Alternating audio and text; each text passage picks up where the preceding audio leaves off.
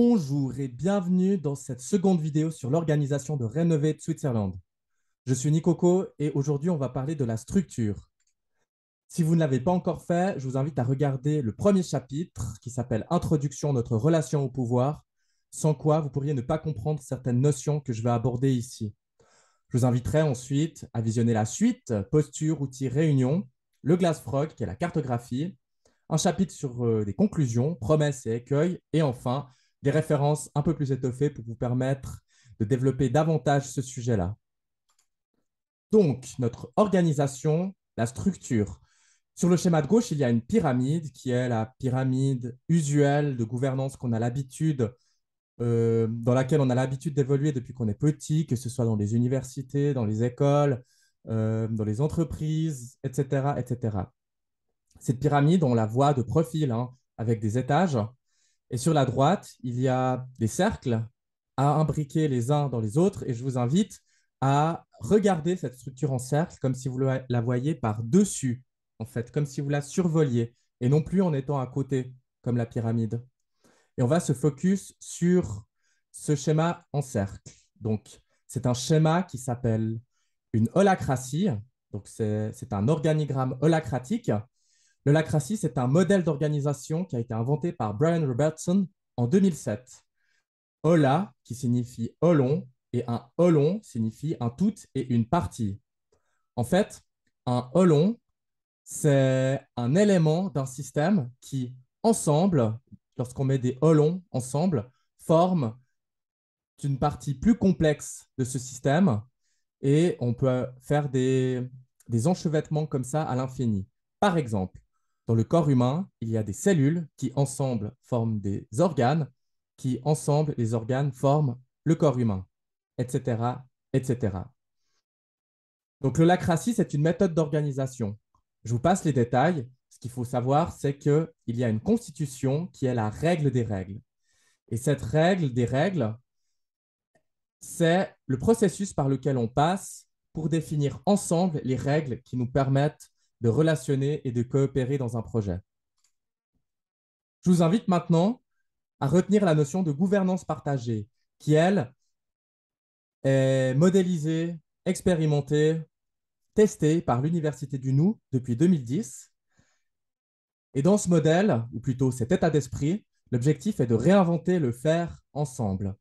On a un savoir-être qui se traduit par une posture, une manière de se comporter, et des savoir-faire qui sont des outils, des processus. Et c'est un petit peu ce que je vous ai expliqué dans la première vidéo de l'introduction. Je vous invite à avoir en tête ces deux notions pour la suite. Un organisme possède une raison d'être. C'est ce pourquoi l'organisme est vivant. C'est ce qu'il doit accomplir. Si on regarde notre structure en cercle, ici, on peut imaginer que Renovate Switzerland, c'est le grand cercle, le plus large, qui contient à l'intérieur d'autres sous-cercles qui correspondent à une partie du travail de Renovate Switzerland. Ça peut être un groupe média, un groupe légal, un groupe sur la gouvernance, que sais-je. La raison d'être de ce grand cercle, de cet ultime cercle qui contient tous les autres, c'est gagner la revendication de Renovate Switzerland. Et ensuite, on peut définir d'autres objectifs dans les sous-cercles qui vont directement être alignés avec cette raison d'être principale. On va aller plus en détail maintenant. Qu'est-ce que c'est, ces sous-cercles? Eh bien, en fait, ce sont des rôles. Chaque cercle est un rôle, soit en tant que tel, soit dont les besoins ont amené son expansion. Ce qui veut dire, c'est que lorsqu'on a un rôle qui crée d'autres rôles à l'intérieur, eh ben, ce rôle-là devient un cercle. Ce que j'ai envie que vous reteniez ici, c'est que chaque rôle, ou chaque cercle aussi, hein, se définit par trois choses. Une mission, des redevabilités et des domaines. Des fois, il y a un ou plusieurs domaines, des fois, il n'y en a aucun. La mission, c'est le but à atteindre. C'est dans sa globalité ce qu'il faut accomplir. Les redevabilités, ce sont les actions concrètes qui permettent d'atteindre le but, la mission, pas à pas. C'est dans le détail. Et les domaines, ce sont les propriétés physiques ou numériques que j'ai sous mon contrôle que le rôle possède sous son contrôle et sur lequel il peut agir. Ça peut être, par exemple, une boîte mail ou bien une liste de personnes, une liste de bénévoles. Ça peut être une cave, etc., etc. Par exemple, on peut imaginer qu'il y a une fête après une action de rénover Switzerland et dans ce groupe fête post-action, il y a un rôle responsable boisson, dont la mission serait de servir des boissons durant la fête, dont les redevabilités seraient de servir des boissons entre 18 et 22 heures et organiser le tournus des bénévoles. Vous voyez que là, on est dans le détail. Et dans les domaines, serait une table sur laquelle on peut poser les boissons, un stock de boissons, un réfrigérateur pour stocker les boissons à l'intérieur et la liste des bénévoles pour gérer le tournus. En fait, ce rôle, ou tous les rôles, on peut les attribuer à une personne ou plus. Il n'y a pas de règle pour ça. Ce que j'ai envie que vous reteniez ici, c'est que le cercle fait, post, action comporte plusieurs autres rôles. Donc, il y a le responsable boisson, le responsable ou la responsable nourriture, et un rôle qui s'appellerait peut-être musique et animation. Et ce cercle, fait, post, action, serait inclus dans un autre cercle plus large qui serait par exemple l'élaboration d'une communauté. Et ce cercle, élaboration d'une communauté, serait peut-être inclus dans le cercle rénové de Switzerland, etc., etc. Un rôle est un périmètre d'autorité. Ça signifie que lorsque j'arbore un rôle, j'ai le pouvoir de décider dans le cadre du périmètre décrit par le rôle, respectivement mission, domaine, redevabilité. C'est moi qui ai le mot final selon cette description. Évidemment, le bon sens voudrait que j'aille demander de l'avis lorsque je ne suis pas sûr. J'irai demander du feedback, j'irai demander des conseils lorsque j'ai des hésitations. C'est du bon sens et ça, c'est quelque chose qui est fortement encouragé. On le verra plus tard sur le chapitre de la posture. La chose à retenir ici, c'est que les gens remplissent des rôles, mais les gens ne sont pas des rôles. Et cette notion, elle est extrêmement importante parce qu'on va permettre de distinguer ce que les personnes font de ce qu'elles sont. Et pour la vie d'un organisme, on va avoir l'occasion de valoriser ce que les personnes font et de les protéger de ce qu'elles sont.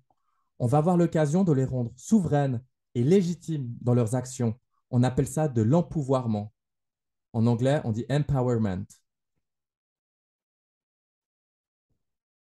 Donc, les rôles, ils sont écrits, modifiés, gardés à jour ensemble par les membres d'un même cercle. Très souvent, ça se fait en réunion de cercle.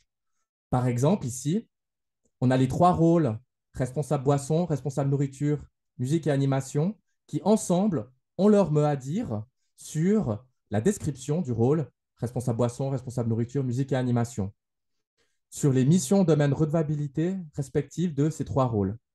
Par contre, le cercle fait post-action appartient au cercle contenant, au cercle plus large.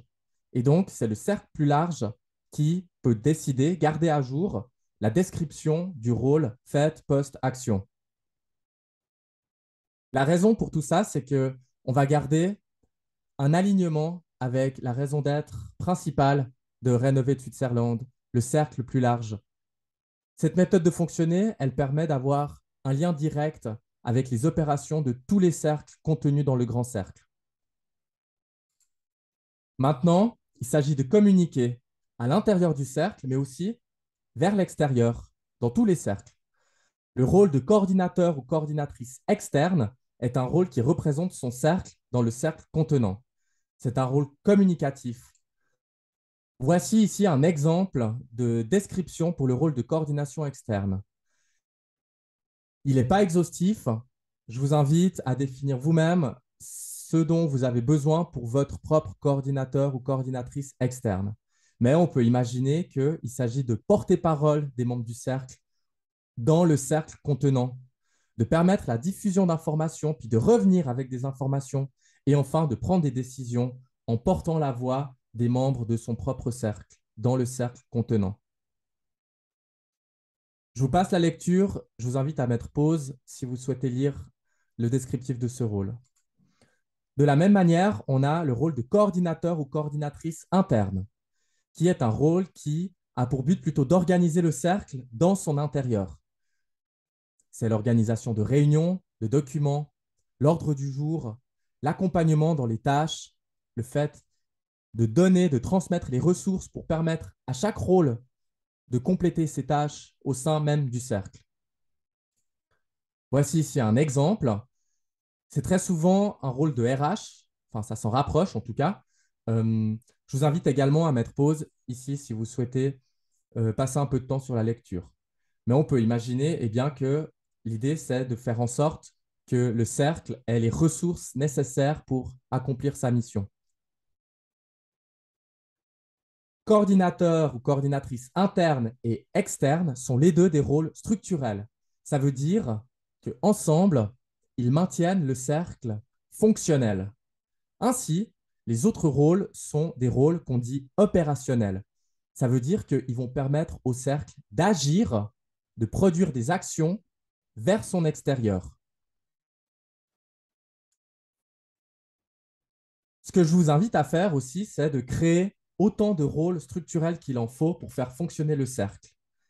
Si par exemple, votre cercle brasse un peu d'argent, pourquoi pas créer un rôle de budget qui va avoir le focus là-dessus.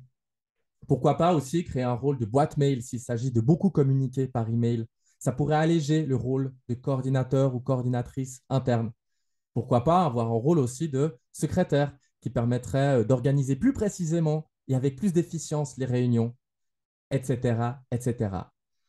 Il y a même un cercle qui possède le rôle de maître du snack, dont le but est de garantir de la nourriture en réunion. Si c'est pas génial ça. Voilà, c'est la fin de cette deuxième capsule.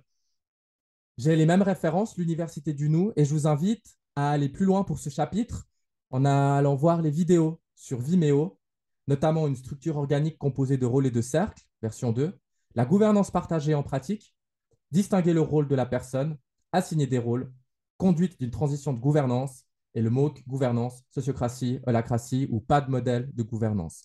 Je vous mettrai tous les liens en description et puis vous pourrez aller approfondir le sujet comme bon vous semble. Voilà, c'est fini pour moi. Je vous remercie pour votre écoute. Je vous invite maintenant à aller visionner la suite qui est notre organisation Posture et je reste à disposition pour toute question. Merci et à bientôt.